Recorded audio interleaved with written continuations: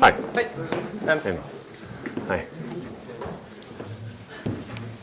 Sit down. Thank you. Thank you.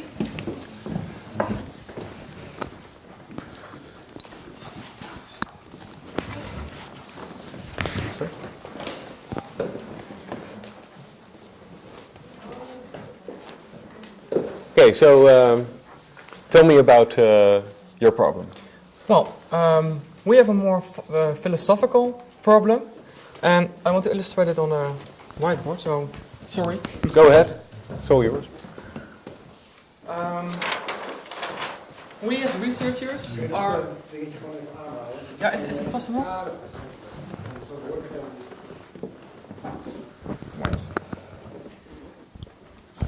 Oh, it's long enough. Okay. Thank you. We are interested in two theories. We want to know which theory is the best. So I want to illustrate it with an example, but I won't go into details because it's just an example. Suppose we want to know the language development of preschoolers, and we have two theories. We have theory A and we have theory B. Theory A is more cognitive, and it has some variables and some model. Whatever, doesn't matter. Theory B is more a behavioral model. It's just a different model. It's working with observations instead of real, like fMRI data. So it's really different data, different construct for the same kind of question. So there's one underlying construct, language development, and one is measured with fMRI scans, for example. And the same children are also, they also filled in some questionnaires, and it's more behavioral thing. We're not per se interested if, for example, we have the null hypothesis if, for example, this is a regression and the R square of A is 0 and the alternative R square is not 0. It's 0 and here again is not 0. We're not interested in a null hypothesis. We're just interested in model A or model B. Which one is better? Now, our question to you is, well, what can we do? Just to get it clear, do we have the same variables in A and B? Not per se. So it is not, the models are not nested. So, do we have any same variables in these two? Are there? I mean, you have a group of children. Is it structured like you let people learn words in an fMRI machine and look at their brains, and the other guys are looking at how many words children can learn upon a certain reinforcement scheme or whatever? For example. Yeah, good example. So with our two different models, two theories, we want to know which theory is the best. Both theories are in literature for 50 years now, and we as researchers want to know, well, after 50 years of research, which one is the best? We have a data set with children. So which one explains the learning of the language or the language development best? What kind of construct? Okay.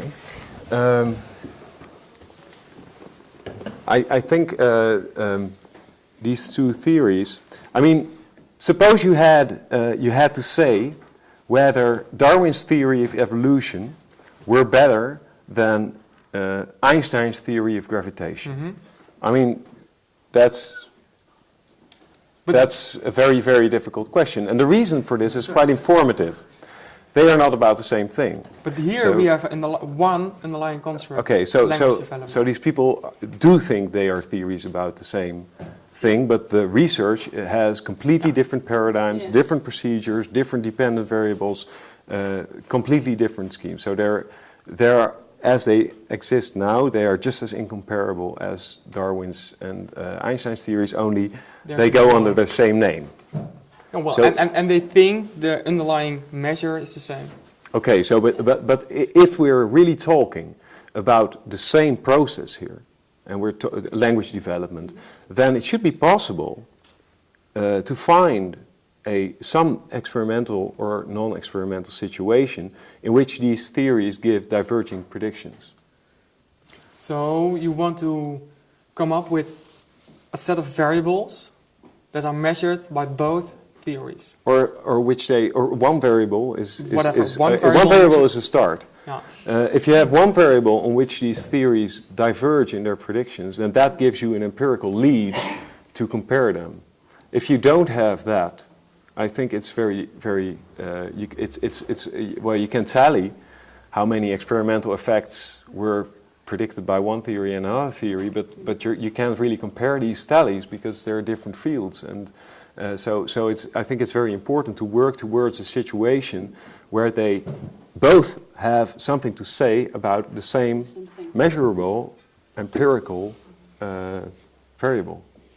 But suppose we have that one variable. Mm-hmm. Still, we're not interested if that variable is measuring language development or not. So we're not interested in the classical null hypothesis. We just want to know which of the theories is best.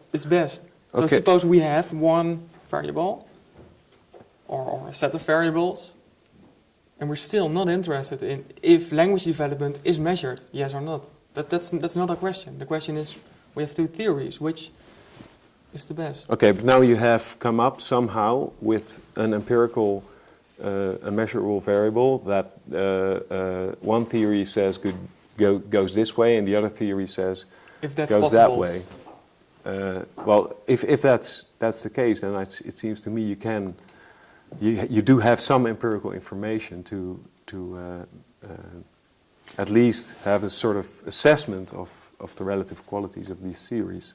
Because it means they're not completely incommensurable, to use a technical term. You need to have some common measure somewhere where you can compare them. So even if this were the case, you still have a problem left, and that is? Well, that we're not interested in language development per se, but which theory is better predicting language development. So, for example, you would have one theory that says language development develops like this, mm-hmm. and another one that says that it develops like this, with some crucial age, something like that. Then you have a testable scheme. Then you have two models that you can test against each other, and you have something to compare them to.